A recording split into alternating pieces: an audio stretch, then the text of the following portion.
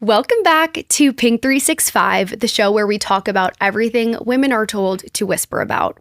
Now, before we get into today's episode, I want to thank our incredible sponsors, NBC Cure and Cancer Culture, who are revolutionizing the way we talk about and fundraise for stage 4 metastatic breast cancer. NBC Cure is working to transform outcomes for the only form of breast cancer that kills, and Cancer Culture is putting metastatic research at the forefront of the conversation.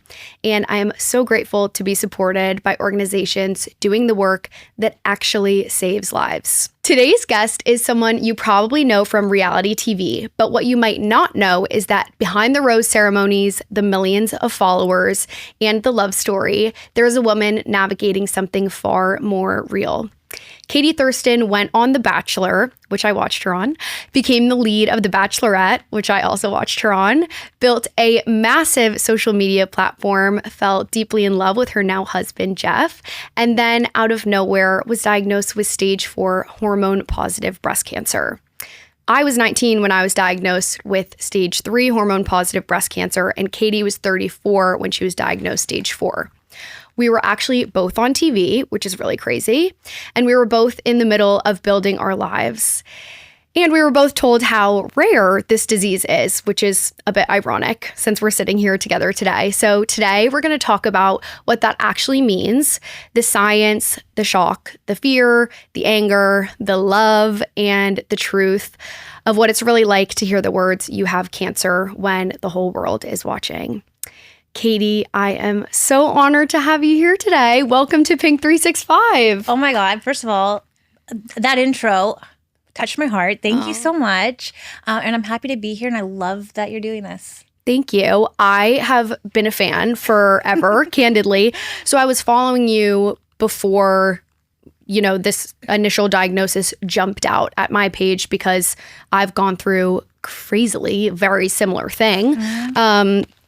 And so I was like, wait, this is all happening all at once. And I'm sure people also had a similar reaction to already following you.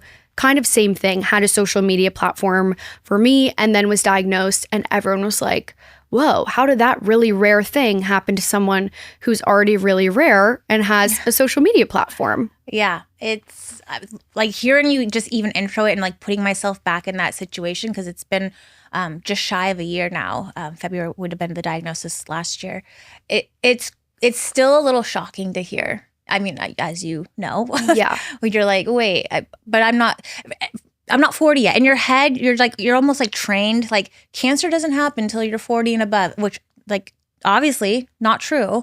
And it's unfortunate that that's kind of, I think, the way that insurance is laid out, that tricks us a little bit to not be as proactive as we should be for our breasts. And so in a weird way, I'm thankful that I'm someone who has breast cancer, because I have this massive platform of women that I can now educate and teach, like, hey, cancer does not happen 40 and above. It happens at any point, and this is how to be proactive. Totally. I very much feel you on the part of it all being surreal. I always can manage my reality in my own head, and then somehow when I'm up in front of a crowd public speaking, or when I'm invited on a podcast, I suddenly become so emotional. Yeah. Which is weird and wildly inconvenient, because somehow the reality of announcing the reality of my life to so many people like makes it so much more real. And that's always in public forums, is when it really like gut punches me back again, and you're like, whoa, that's weird to hear my story repeated back to me, Yes. No, I even right now I can like feel like that like little bit of a wave of emotion. Anytime I meet someone who's gone through breast cancer, even if it's in so casual passing, they tell me, I feel instantly like sadness for them, for us. I'm reliving the memories. I don't want to call them memories, because they suck, Yeah. But there is something when you are being validated and reliving someone else's experience that's so similar to yours, that you do kind of like go through those emotions again, that not that you're suppressing them, but you're just like, oh, someone also went through that, and I'm not as alone as I thought I was. Completely.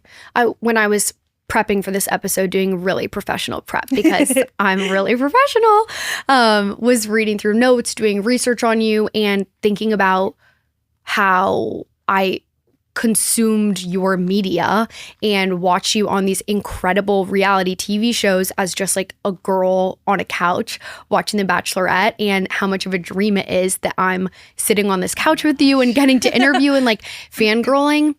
And so candidly at the same time, I was like, oh, this sucks that like this is why we're talking. I know. Like I wish it was in any other context. And I was kind of like, I don't want to be on a couch with her and you don't want to be on the couch with me. No, I hear you. Yeah. And unfortunate. And yet I struggle with not finding a positive twist on anything. And I know you do too, but like truly the words and the information and the stories that we'll tell today, I know for a fact are going to save lives, will influence young women.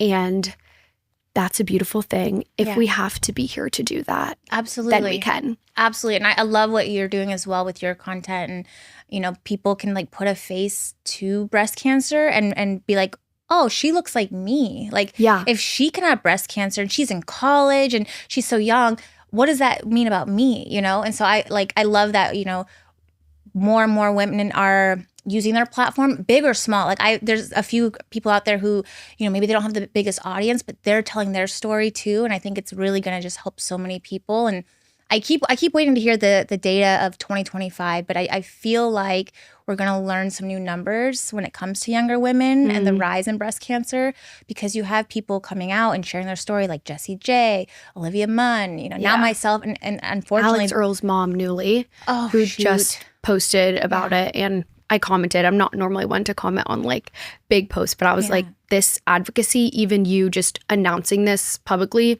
will already save so many lives. Yeah. So yeah, I'm curious to see the data too. We already know that breast cancer in young women is on the rise. What is that? Like, why is that? You know, and I'll say this. That is a question that we all ask ourselves, but we don't really have the answer. I think a lot of times people are, and correct me if I'm wrong, a lot of people ask me, did you get the COVID vaccine? Are you vegetarian? Like they want to put a reason behind it. Like, why me? That's so inappropriate. You know, I know. I totally agree. But this is what I've learned is for every answer I think it is, you know, I'm like, it's because I took birth control. Then I meet a woman who never took birth control. Then I'm like, oh, it's because I didn't have kids yet. And then you meet someone else who has kids, and you know, like there's always an opposite, like a counter reaction, if that makes sense.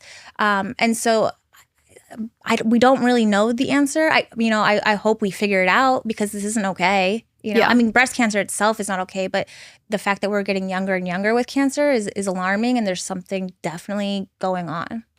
I also think, I keep on asking myself this, and I'm excited that we're having doctors, even my oncologist is coming on Pink 365 next.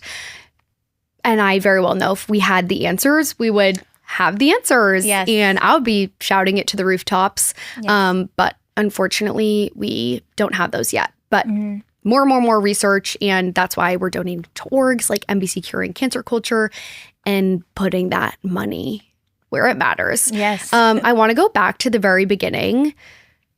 How would you describe who Katie Thurston is?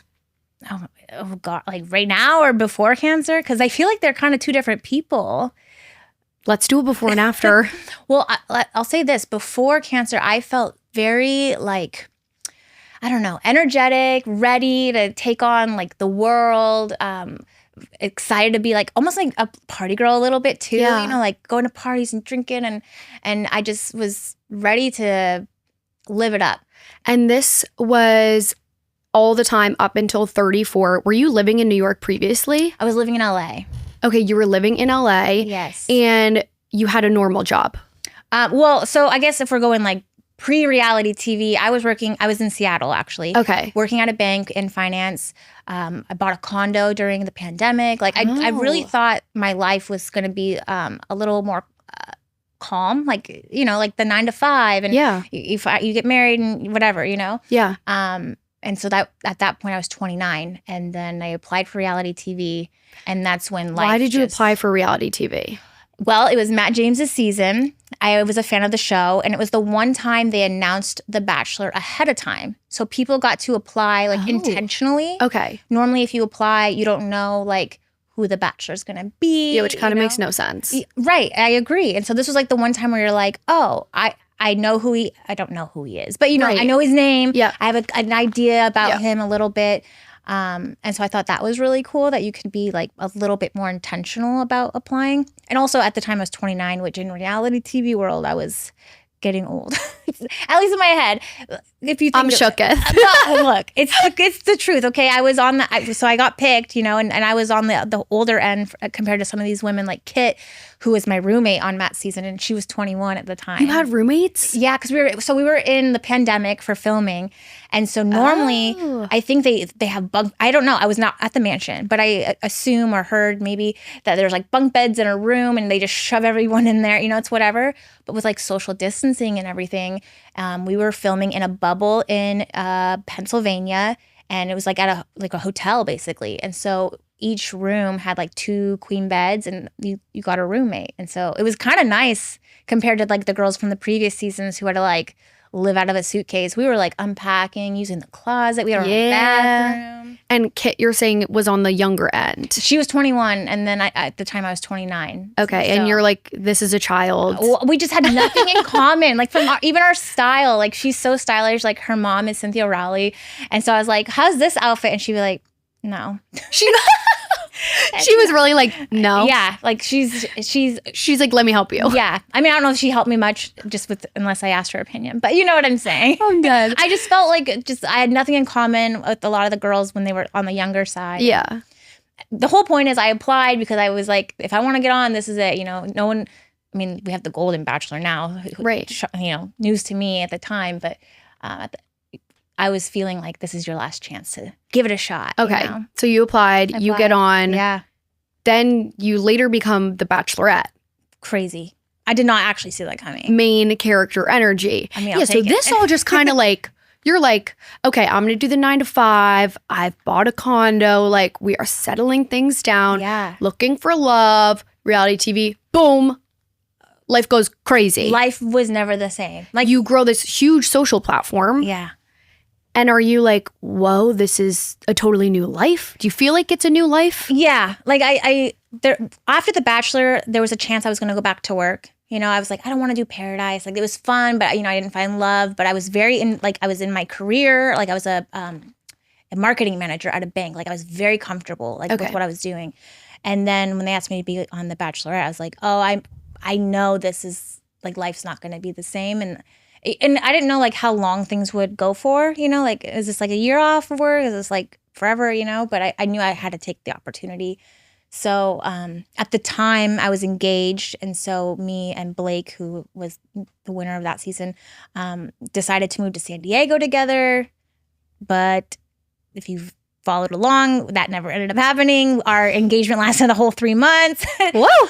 But it was COVID, and he was in Canada. Like it was just like you were just like it was an insane time. It was so hard to date during the pandemic, let alone via reality TV. Yeah, but yeah. So I just kind of went with the flow of like what is next with life, and was living in the moment of like, suddenly I'm a content creator, and suddenly I'm doing brand deals that were paying me more than I like would make in a year. And I'm like, this is a weird, crazy world. But I'm like, why would I go back to the bank working 40 plus hours a week? Yeah, if I'm making one brand deal what I was making in a year at the bank. Yeah.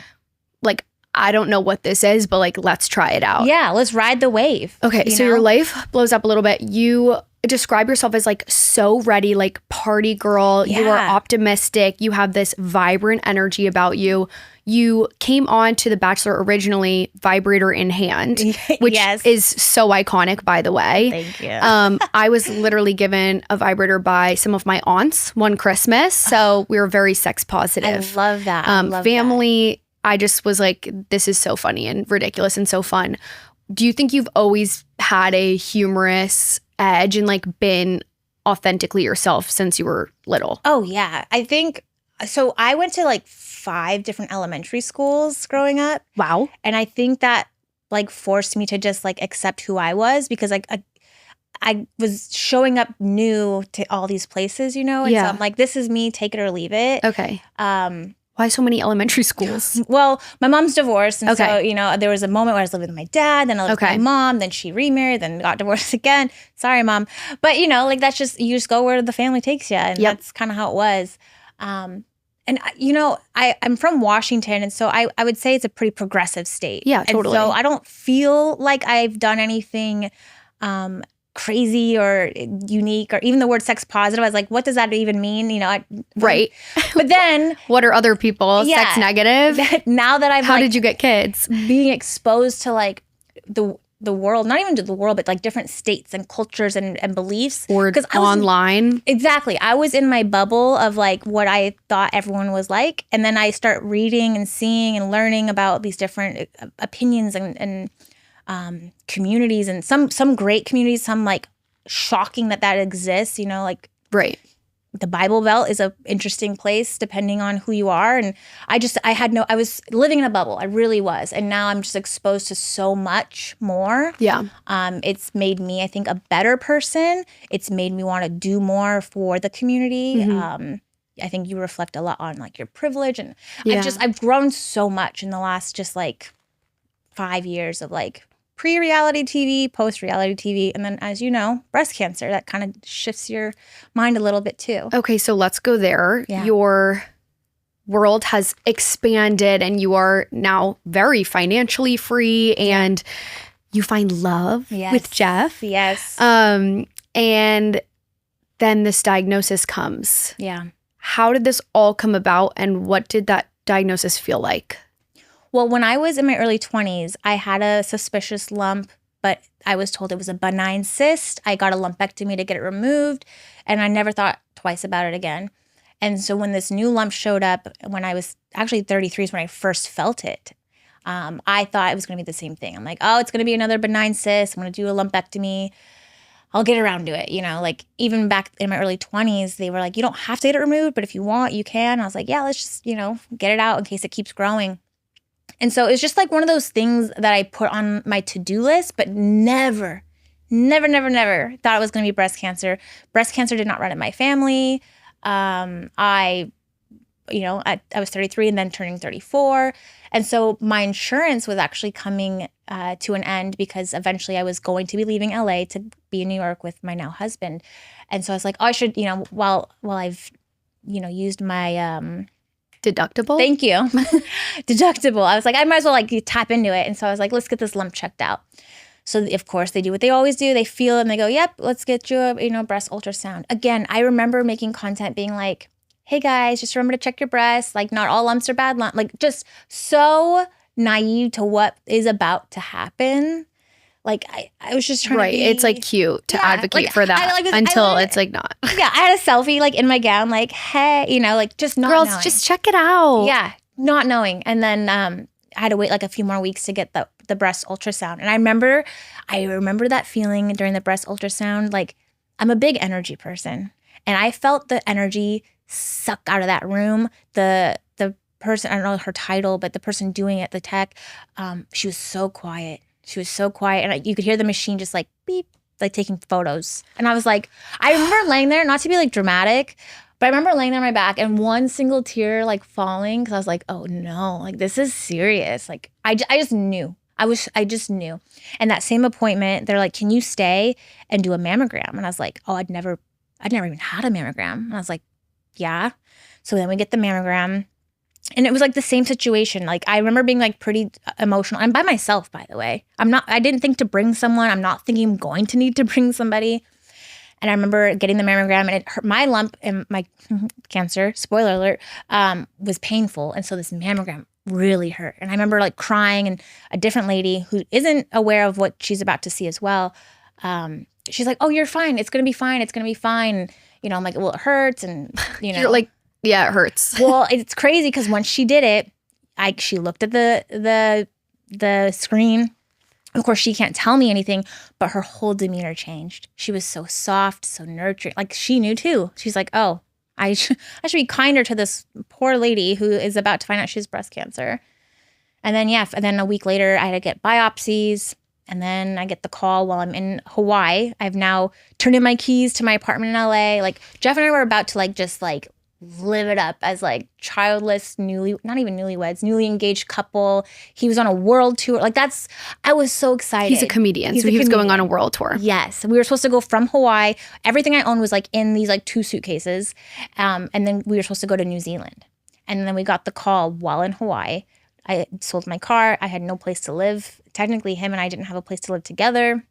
And we had to make some pretty big decisions like fairly fast of like, okay, do you postpone your world tour? Do I go back to Washington State to be with my family? Like, how do we approach this?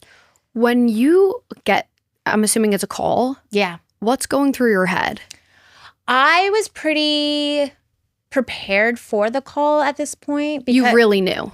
Yeah. I was like, of course, looking at my chart and reading all the data and like almost like self-diagnosing, to be honest, because I was with Kaiser at this time. And I'm just going to say it. I did not enjoy my experience with them. And I was finding out information kind of before anyone was contacting me. Yeah. No big eye roll. There was a BIRAD score in there. And I was like, what's a BIRAD score? And it was like a 5. And so I Googled it. And it was like a 5 is like where they're like 95% sure it's cancer. And that's like how I found out initially. It was just Googling what is a BIRAD score and what does it mean? Yeah. So loving Google. Okay. Yeah. So you had been a little bit prepared for this. The similarities in my experience are actually eerie, of finding the lump, going in, ultrasound tech, completely vibe shifts. Yes. Silence. Yep. Just hearing the click of photos. Were you by yourself? Uh-huh. Oh. Got my biopsy by myself as well. God, you were so young. Like, I was young, but you were very young. You were a teenager when you think about it. No, completely. I was going into my sophomore year of college. I just finished my freshman year. And I'm sure you get people saying to you, you're just a baby all the time. I mean, sorry if that's like offensive. No. You're like, I just literally got my high school diploma and you're telling me I have breast cancer? Oh, yeah. But I remember like no poker face on these people. And the biopsy itself was so traumatizing. Being by myself, awful. Yes. So I came home and was like basically sobbing, crying, being like, why didn't you tell me it was going to be like that? And then my mom came in for my next one to like reconfirm because they had to see if it had spread into lymph nodes and all of that because my lymph nodes were already enlarged. So by the time you had the biopsy, were you guys fairly certain it was cancer or you're waiting on the biopsy? We were waiting on the biopsy. So this was all, I was just like, ugh, weird, like have to get all this medical stuff done. Even though I saw the woman's demeanor completely change, still in my head, like I really didn't think anything of it. Like this was just not a possibility to me. Yeah, I totally agree. So the complete shock is insane. Now, I want to talk a little bit about your genetic history because I find this so interesting. So for those who don't know, every woman at her baseline has a 12% chance of getting breast cancer in her lifetime, which that's more than 1 in 10. And a lot of people don't know this. I got genetic testing after I was diagnosed, and I'm positive for something called the CHEK2 gene. Oh, I don't know if I knew that. Yeah. Do you know about CHEK2? Yeah, of course. I mean, I know so much now. We're pros. I know. I'm like, I could finish med school. That is so insensitive to people who actually like study for that stuff. I didn't mean that. I know I couldn't do it. We're allowed to have humor, okay? So true. And you have a gene mutation as well. Yes, the ATM gene. Okay. ATM genetic mutation, I think is how it would be properly worded. Didn't know. Found out actually, so I went through IVF during, before starting any kind of cancer treatment. And so they do genetic testing. And then that's when I found that, which does increase your risk. I can't remember the exact amount. I don't want to quote it incorrectly, but it does increase your risk of breast cancer. And there's all these different guidelines that if you have the ATM genetic mutation, how it tells you at what age you should be getting breast ultrasounds. And had I known about this this genetic mutation, I think my first breast ultrasound would have happened 4 years prior. And it's hard to know now, but maybe would have caught it sooner and not been now stage 4. I think on a different podcast I listened to you on, you said something like 45%. Well, we don't know. I did not say that. The host did. Okay. I disagree. I don't think that's accurate. Okay. But it does increase it. It does increase it. Okay. I will say from a very generic level, it does increase it. Facts and figures are hard too because the CHEK2 gene takes your risk and doubles it. So from 12% to 24%. Yeah. Around then. My father is one of 13 children, and you would think that would be enough of genetic history sample size. Like we would have some family history, but when I was diagnosed, we did not. Even the geneticists are still like, we don't really know if this caused it. But I do think genetic history is something that plays such a huge role and that a lot of women don't know about. They have no idea about their history of cancer, family history, medical records. And I would just encourage the women listening to call your grandparents up, figure out what Aunt Linda had, what's going on, and, catch up with them while you're at it. But it's so empowering now to know that even there were like other types of cancer associated with CHEK2, which I'm at higher risk for as well. But a lot of what women hear about is the BRCA gene, which takes your risk. And there are different types of BRCA mutations, but I think it's BRCA1 takes it from 12 to 80%. Yeah. And a lot of women now with this knowledge are getting prophylactic double mastectomy. So that's like a huge new thing. Girls my age, I've seen a lot of girls my age who have had prophylactic double mastectomies, and now they're essentially in a lot of ways taking their risk down tenfold, they're incredible resources. And it's very scary to know your history and like, in a way, see what potentially could be coming. And yet there's so much power in it. 1,000%. I wish genetic testing was more of a step people took, I think, for their health.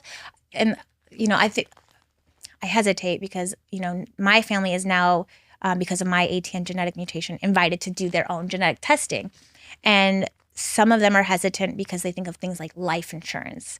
And because what ends up happening is when you're diagnosed, like myself, I don't know if I qualify for life insurance, or if I do, if it's at a higher rate now, So there's a lot of like... Just because you have knowledge? It's if you're diagnosed. And so that's, I think, where the misconception is if you have a genetic mutation, life insurance cannot discriminate against like your genetics. Okay. But once you're diagnosed, because I remember being like, I haven't been officially diagnosed yet. And they're like, do you want to get your life insurance in check? Which I already had it at the time. I still do.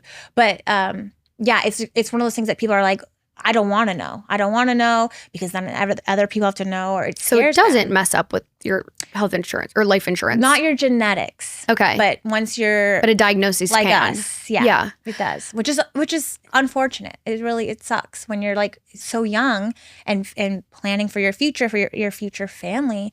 You're like, well, now I'm in this like financial pinch of like, will an insurance company even take me on? Right. Yeah. There's so much to that. I also, for the people listening, to clarify, there are multiple types of breast cancer. We haven't even gotten into that. Yeah. There are multiple types of breast cancer, and Katie and I both have the same subtype, which actually is most commonly found in older people who are diagnosed. Interesting. Like I've had so many people say to me, it's hormone-positive, HER2 negative. Yeah. Right? Is that the official title?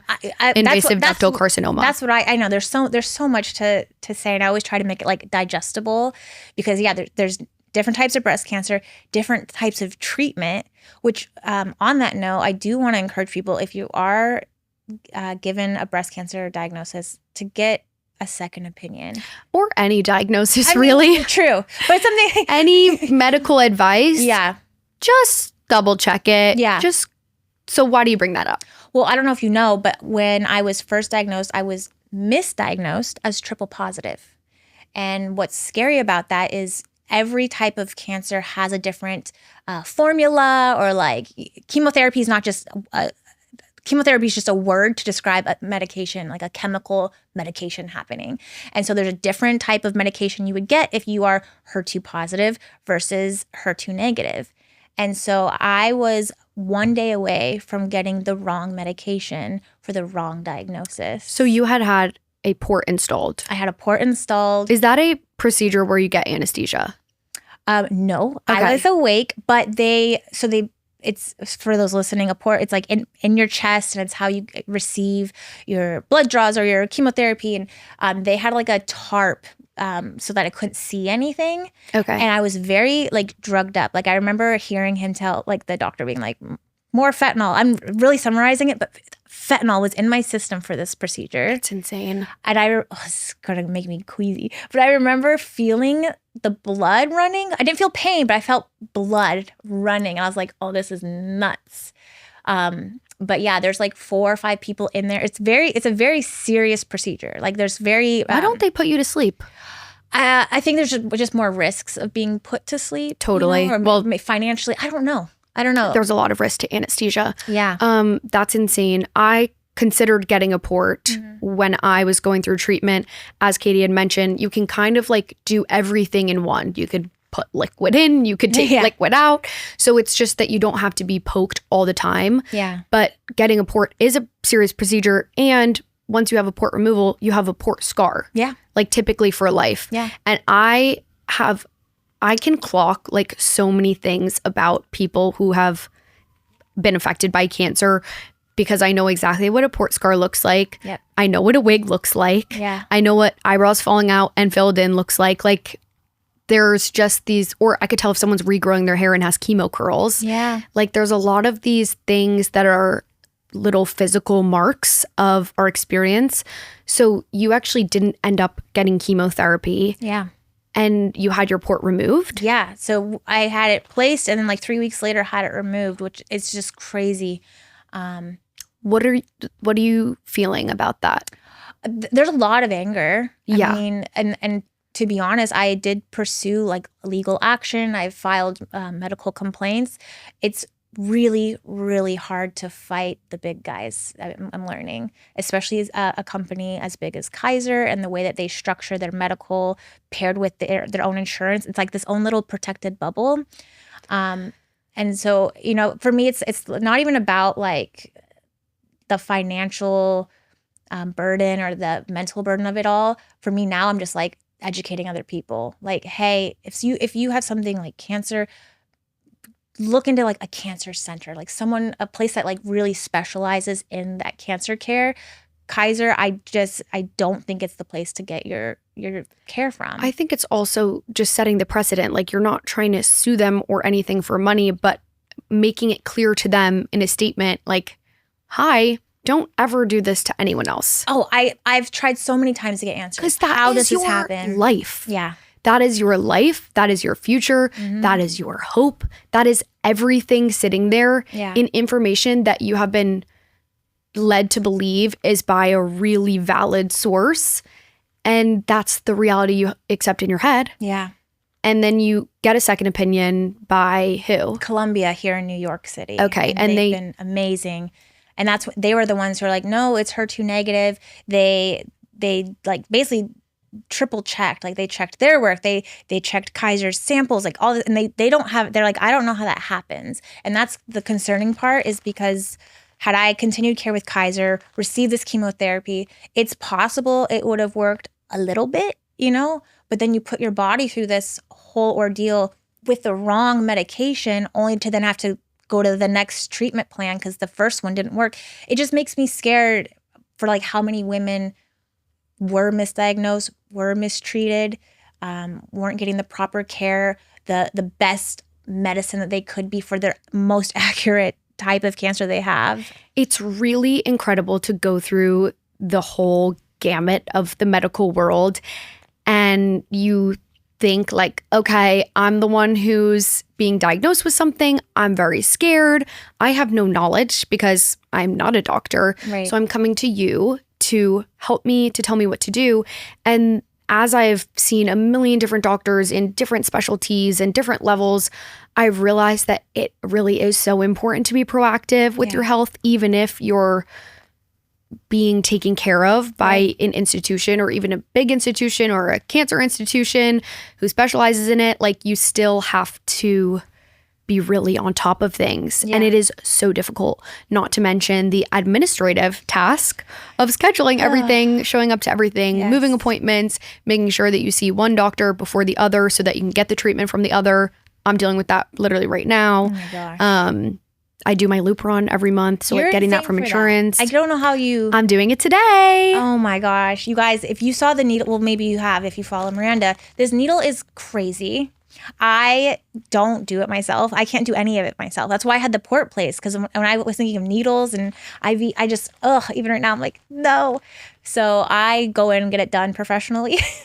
Someone else does it for me because that's how much of a baby I am. I can't do it. Okay, well, rightfully so. It's also like a 2-inch long needle. Like, it's not a baby needle. Yeah. And I've become so accustomed to it. But for context, and my Let's Take a Big Ass Needle episode today is actually going to be about what Lupron is, because people see me do this, and every month I talk about a different taboo women's health topic, and all the comments are like, what even is this for though? And I forget, like, just because you've posted it once doesn't mean that people know what it is. Right. So Lupron is a medication that Katie and I are both on, and it puts you into medically induced menopause. So me rehearsing this for my video later. This is great. We'll talk about that. Yes, but with hormone-positive breast cancer, if you think of cancer as something it is growing, not for you, it's shrinking, but when it is growing at first, it feeds off of hormones. So it requires hormones like estrogen and progesterone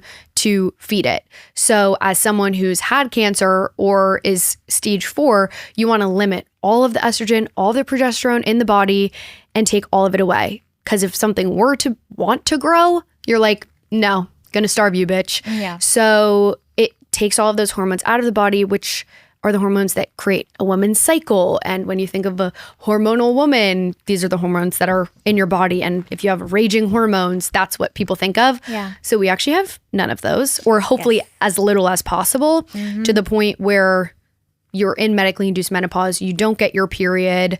And then you have the delight of things like hot flashes, of brain fog, of fatigue. Dry vagina. Dry freaking vagina. That's a whole one. I think we've talked, maybe DM'd or something about vaginal estrogen. I've talked a lot about that. Yeah. Changed my life. I wish all women, seriously, it keeps me up at night thinking about how many women are having like dry, painful sex, but like don't say anything about it, because they're like, what do you mean? I don't have right to pleasure. It's crazy. Especially, I mean, there's still even oncologists who are so scared of vaginal estrogen. Even though they took the black box label off of HRT, hormone replacement therapy. Yep. Yeah. So basically our ovaries are in hibernation, because the alternative, which we obviously are in the same boat right now, is you could remove your ovaries, bypass this shot, but that's a very permanent decision that I know, for me at least, I'm not ready to make. There's friends of mine because you want to have children. I mean, we have 2 embryos, and that feels like a blessing, but that's not even a guarantee. Yeah. And as you mentioned, with our ovaries being suppressed, we are losing out on all this like health benefits right now. And so part of me is holding out for a cure or advancements in medication, so that maybe in 5 years from now, I can start having back my estrogen in like a healthy way. Yeah. There's no guarantee, and at some point I might be so tired of that shot that I'm like, take the ovaries, Right. But there is a health benefit to them. And it just, I want to believe that women's health will improve, and that we shouldn't be told, remove your body parts to be healthier. Remove your breasts, remove your ovaries, remove your uterus. Like, that sucks. Let's keep them and then work on the science behind it. Yeah. The cure is coming. I believe that. And not to be cheesy, but it really is, because of conversations like this too. Yeah. It's so important. Mm-hmm. So how is medically induced menopause going for you? Well, the hot flashes, I'm trying to figure out. There are medications for it, and I don't know if you're trying any. Are you on any like mood stabilizers? I gave Effexor a try. Okay. But it was too intense for me. It was, and this is the thing that sucks about breast cancer is before breast cancer, never took really anything. Mm-hmm. Like I was very like natural, I guess, even like cold medicine I would try to avoid. I'm like, oh, got to toughen up my immune system. You know? No Advil. I tried to be like, quote, pure. I don't know. And then all of a sudden now I'm taking letrozole, Kisqali. I get this Lupron shot. And then there's medication to help with the side effects of all of that, like Effexor or Veoza, all these things. And I'm like, gosh, I can't, I don't, you know? And so for me, my liver right now is actually kind of not happy with me, which means I do need to limit the medications I'm taking. And so as of now, I'm not given the option.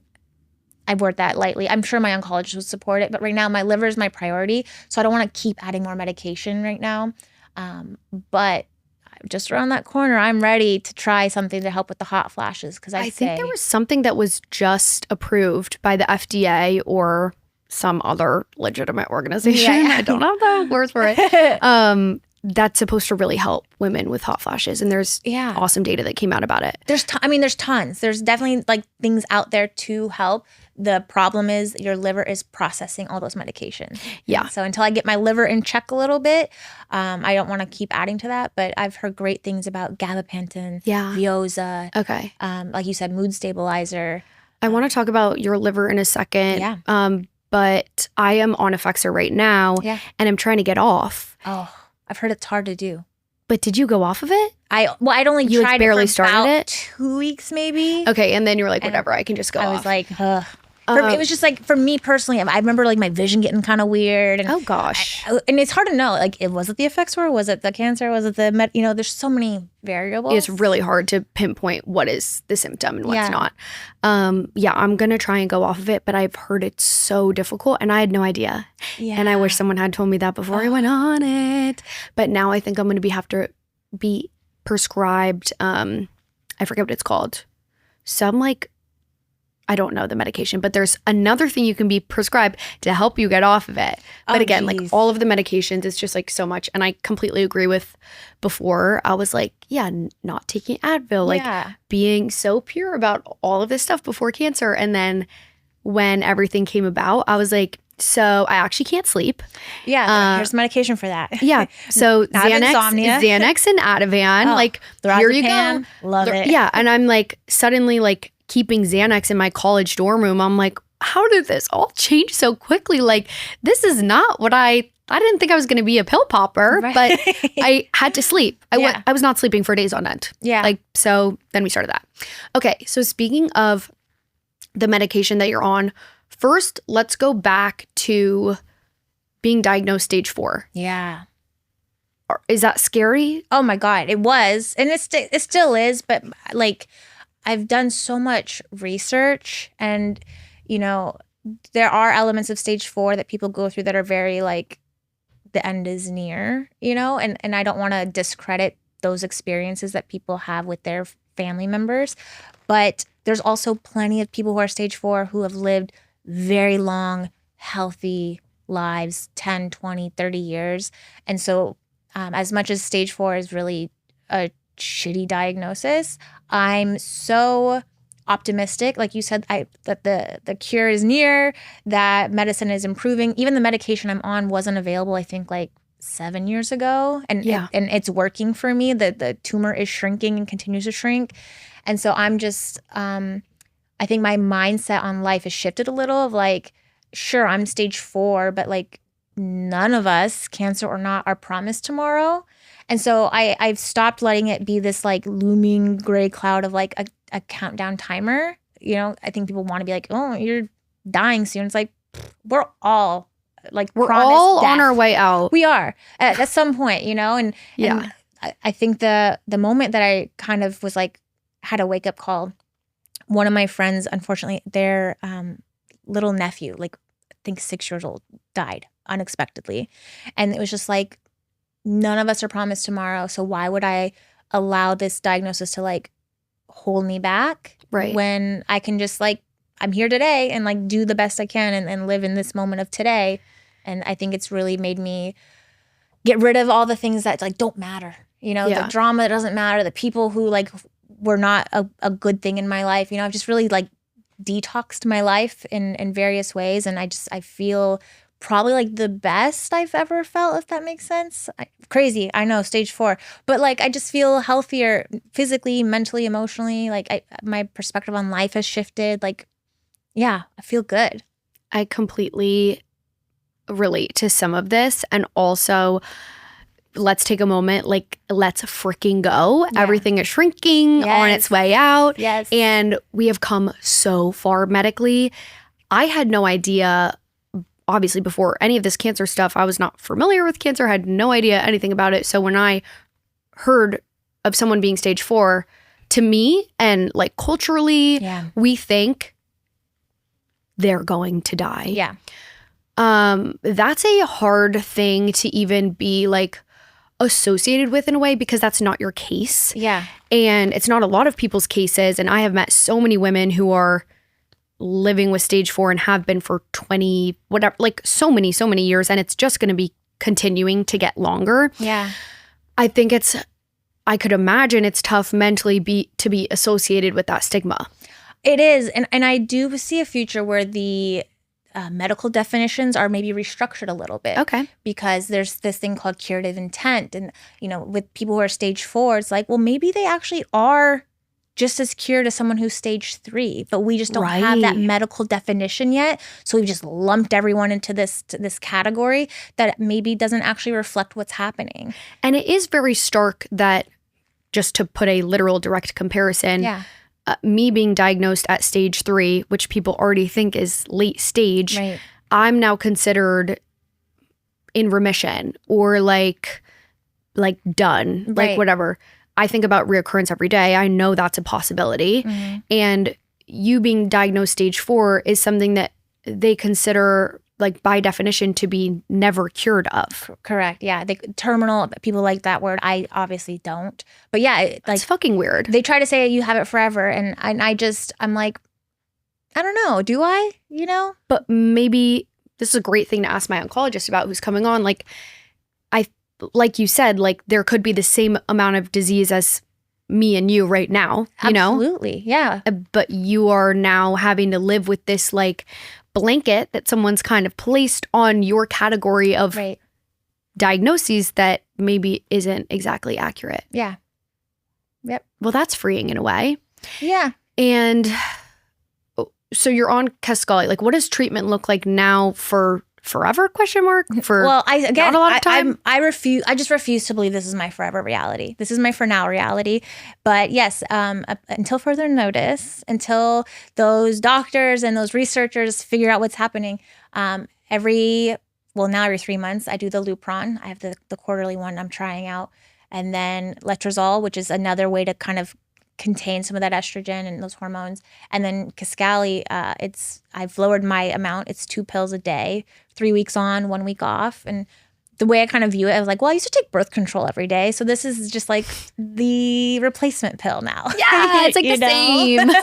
Yeah. So, I mean, it's fairly like manageable, you know, and people think like, oh God, that sucks. I'm like, well, there's people who are like diabetic that like have like this long-term maintenance plan that they're doing, you know? So we don't need to like weigh this like diagnosis as a heavy thing. I'm just like, it's what I have and here's how I'm managing it. And that's just, I think, my own perspective of like how to stay positive and just not get so depressed in like my situation. It's really crazy too. I remember thinking when I was in early days of treatment, like at some point I realized that other people would perceive me as I perceive myself. Mm-hmm.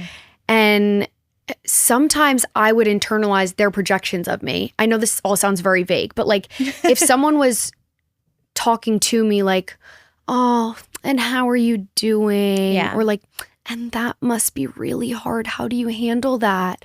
I would like basically start crying and be like, I don't know, like it is really hard. Like I would let it be mirrored onto me and let the fear of someone else who actually has not really any idea what I'm going through or what my life is or what my prognosis is. They love to use that word too. Yeah. But I would internalize that. And after a while, I realized like, okay, what I've been scared of is something that someone else has told me to be scared of. Yeah.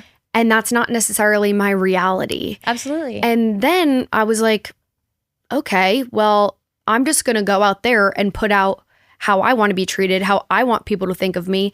And I think that's a lot of the reason, like, why I speak out today. And I'm not sure if it's the same of you, but like, I was so tired of people being like, oh, you're such a black sheep. Like, you're 19 and you have stage 3 breast cancer. And like, that's so weird. And that must be so scary. And poor baby, you don't deserve that. And all this stuff where I was like, ugh, I'm so done of you guys controlling the narrative and making this such like an unsexy, which it is so unsexy, but like making this so like not me. Yeah, like, I love that. This is my thing. Yes. And for young women everywhere, like, I want to be able to talk about this in a more granular, nuanced way where we have like some education and we like can wear a cute jacket while doing a podcast. Like, it doesn't have to be this like stamp of fear in this whole old ladies disease that I just felt like people were putting their own shit on me. And I was like, I'm done. I love that. I'm seriously done. We're going to take this back. Yeah. And then you lead the narrative and you have been so outspoken about this, like, leading with optimism, like, hi, this isn't a forever thing. This is a for now thing. Then when people see you, they go, oh, like, just for now. Yeah. And it's almost like you teach other people how to think about you. Yeah. And are teaching other people how to think about what it means to be stage 4. Right. That's fucking awesome. Well, thanks. Yeah. No, I mean, I there's definitely like a difference between like toxic positivity, which I don't encourage people to do. Like, I just live your truth, you know? It's like some days I have really good days and some days I forget I have cancer, and then some days are really shitty when I like see my like lab results or like remember them going in for this shot or like remember that I have to have a surrogate when the time comes to have a baby. Like, there's good and bad. Totally. But like you're saying, like, I also just want to show people like, hey, I've been diagnosed for 1 year now, 1 year and counting. And like, look at me, like, living life. I'm traveling. I got married. I adopted a dog. We're actually trying to buy a house now. Yay! Like, we're just moving on with life as normal. I had to tweak some things in the meantime, and there's some new things I couldn't have planned for. But like, I'm still gonna just like live fully as best as I can and keep doing that. And so I love how transparent you've been, and following you on social media, you have the Booby broadcast. Yes. Which you're, like you said, like, I think you put it beautifully. You totally have days where you're like, I'm feeling good, and people need to know you can still feel good during this. And then other days you're like, hey, so I'm actually not okay right now. And you have some of those more emotional posts about like what you're really feeling. Yeah. From a mental health standpoint, are you in therapy? Are you like taking this full on? Look at me, I'm like, let me tell you. No, they assigned me like an oncologist therapist. I don't know if that's the proper name, but and she was just quick to be like, what meds do you want? And I was like, no, I want to talk. I just want like conversational therapy. And so therapy is like dating, and I have yet to find like a good match. Yeah. I do think it's so beneficial, not only for myself, but I think, you know, Jeff as like a caregiver and partner in someone going through cancer, they can benefit from therapy too. And so we're really trying to put that as our top of the list priorities this year of like finding someone, committing to it, because it is so important. And I think I've been very blessed to have the audience, not that the audience is my therapist, but there is therapy in community. There's therapy in talking and relating and validating each other's experiences. And so I do have this like access to other survivors that have like helped me a lot. Yeah. And I do sympathize with those who maybe don't have that their community built quite yet, who need that support. But I do need to find a therapist. I just haven't. It's tough, you know, especially when it's cancer. I got assigned the same thing and like wasn't a match. Then I think I went to like 3 more. Yeah. That was in the middle of treatment too. Like, I was so effing tired. Yeah. Like, I don't really want to date therapists right now, but I did. And I think like eventually I found the right match. Great. And I might have her on the show I as love well. That. But it helps for like those days where you feel like, whoa, like this is too much to hold. Yeah. Like this is way over my head. And you don't want to like dump that on your partner, you know, like you almost have to set boundaries with yourself, with your partner on like, all right, like this is date night. Like cancer doesn't exist during this like date night, you know, and it's a lot for your whether it be like parents, family, partner, friends to like take on who don't maybe have the tools and resources to help talk you through that sometimes. Totally. I also think I was really bad at setting boundaries. Like sometimes I just couldn't help it. I mean, like naturally. It's like, okay, we're doing I didn't have date nights at the time. I was single, but like if it was a hypothetical date night, I would have bulldozed that by having like an emotional breakdown unexpectedly. Sure. And it just like happens. Yeah, and you have to. But with time, you learn like what you need and the shock, like things, the dust settles. Totally. And then you can start being like, all right, now that the dust has settled, I really need a therapist, you know? So speaking about Jeff and like having date nights in the middle of this, setting boundaries. Yes. How has it been being married too? Like, and going through this new diagnosis at the very same time? Oh my God. Well, we got married. I don't want to say because of the diagnosis. We were engaged, and then he was like, "I'll marry you tomorrow," because there is something powerful when you're like at a like hospital visit and being like, "This is my husband." You know, there were almost times where they wouldn't let him in, and I'd be like, "Oh, he's my fiance," and they're like, oh, "Okay," like which is so shitty. But you know, we didn't really know when a wedding was going to be able to happen, and given everything, and so we ended up eloping in our living room. That was empty because we had just moved in together. We flew in our parents from Michigan and Washington State. His manager was like our person. No way. Yeah, it was very sweet. I mean, we do hope in the future to have a wedding, but I think what was more important was like the message of like truly like in sickness and in health. And committing. He's so sweet, and he ended up postponing his world tour for a bit, and then finally went back on the road. And then he actually ended up donating $1 from every ticket sale to BCRF, which is a great organization for those listening. And he's just really shown up in ways that I could never have imagined. He just filmed his Netflix special. And I say that because that's huge. Part of that is talking about your life, and part of our lives right now was cancer and the diagnosis, and I can't wait for it to come out. It'll be sometime this summer. Does he have cancer jokes in there? He does. Oh, thank God. There's cancer jokes because that's how you cope, and that's how we cope at least. Is you gotta kind of approach it with humor a little bit. I got so much funnier when I had cancer. I mean, sometimes it's shocking. Like it's a little dark, at least on our end. Sometimes. God, it's funny. Like within the household, cracking up. Me and my brother used to go dark. And like we loved it. Speaking of your brother, keep going. Oh, we have a great story about this after. Triggered. But outside of the household, people would like. I don't think they were really vibing. You know, they were like, "I'm scared." That's you know what, and that you just got to kind of pull the Band-Aid off with them. You're like, if I can laugh about it, then like you have permission to like laugh with me. Yeah, you can. Know? So what do you want to say about my brother? Well. You and I, we were at, you guys, this is crazy. I made a mistake that cost me thousands of dollars.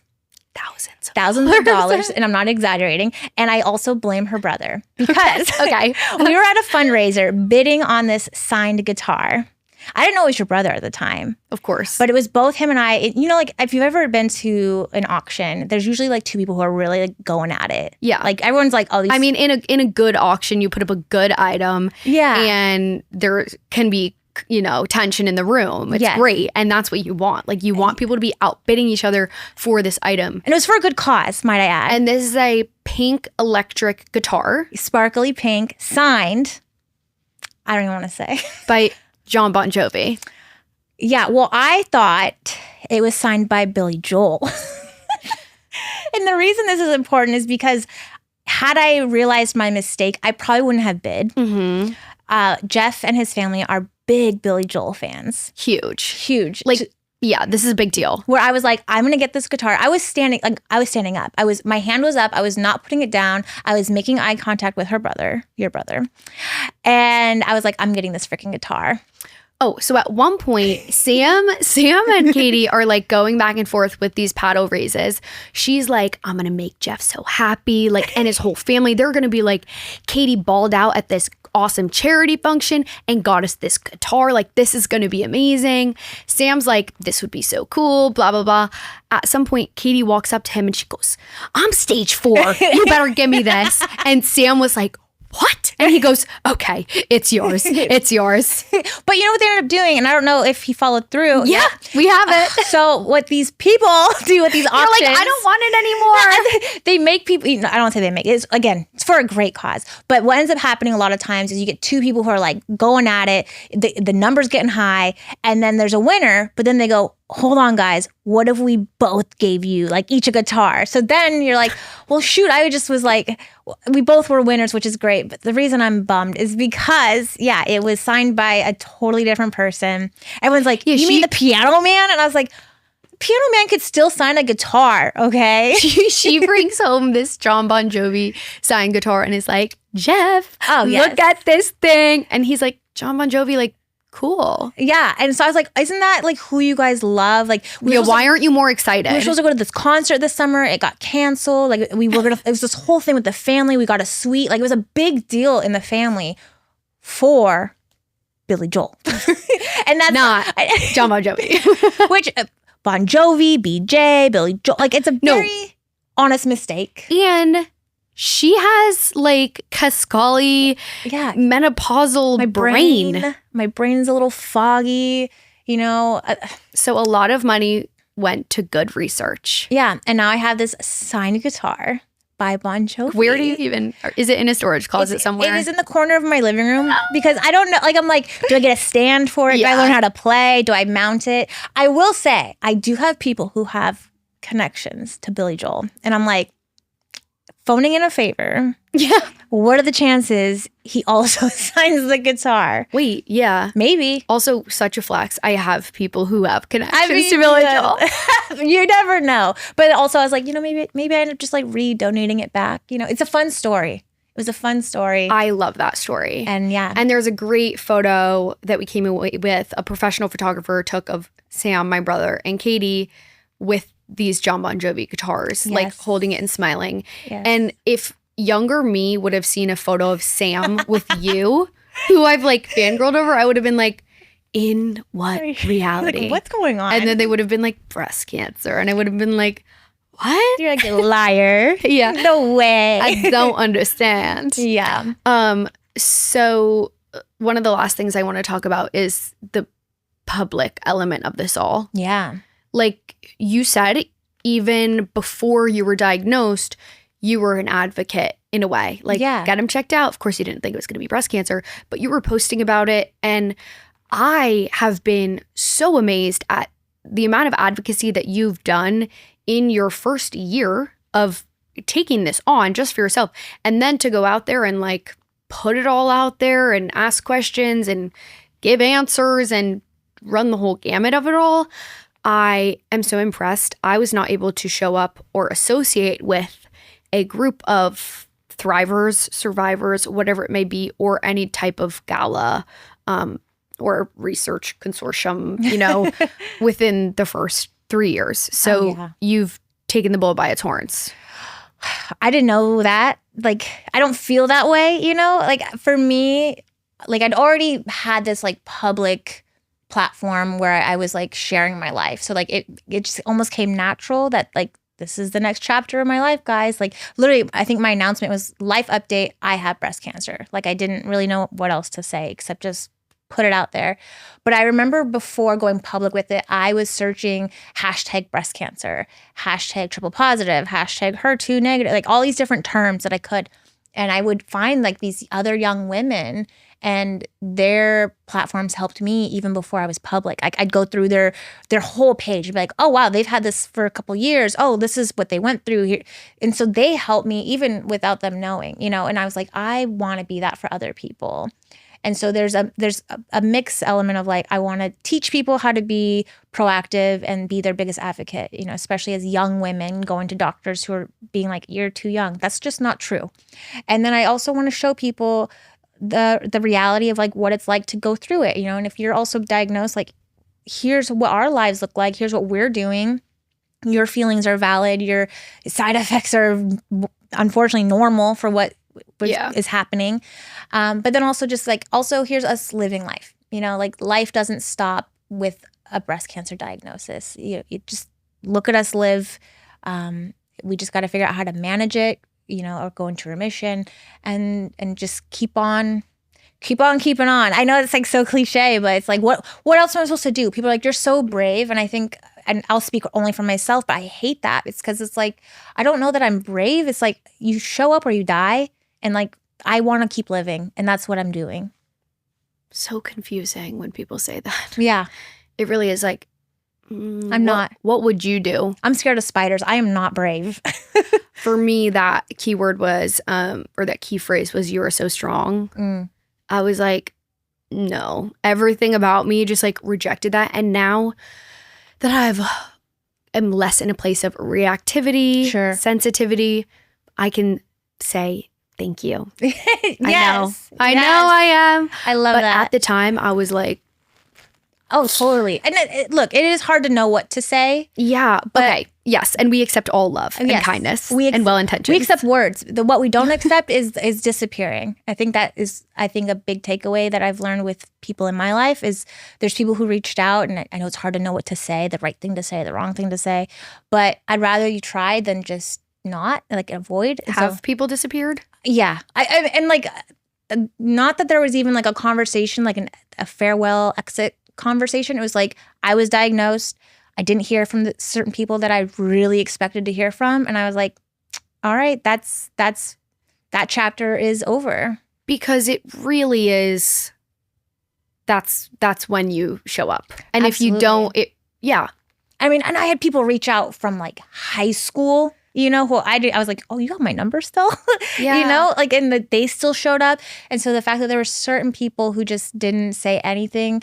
And again, maybe that comes from a place of just like not knowing what to say. My advice to anyone who's in that situation is say that. I don't know what to say, but I'm thinking of you. Goes so much further than silence. People hate not knowing what to do. Yeah. Myself included. Sure. But I really think it is so beautiful to get so many of those texts from like people from high school. I had the same, like, I really feel like you see people's hearts in a different way when something so crazy happens to you.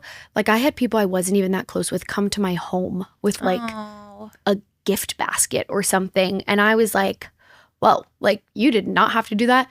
I'm not even sure if I would have done that for you. Right. And yet like that truly, the word inspired is like so cheesy to me, but like inspired me to be a kinder person with a bigger heart. Yes. Like I didn't know that kind of love existed almost, or like what it felt like to be given. Like I was like, whoa. Yeah. That is really thoughtful. And you just like, that's how you just exist. Like I want to be like you. I do it made me kinder. I fully agree in so many ways. I feel like a better person, a kinder person.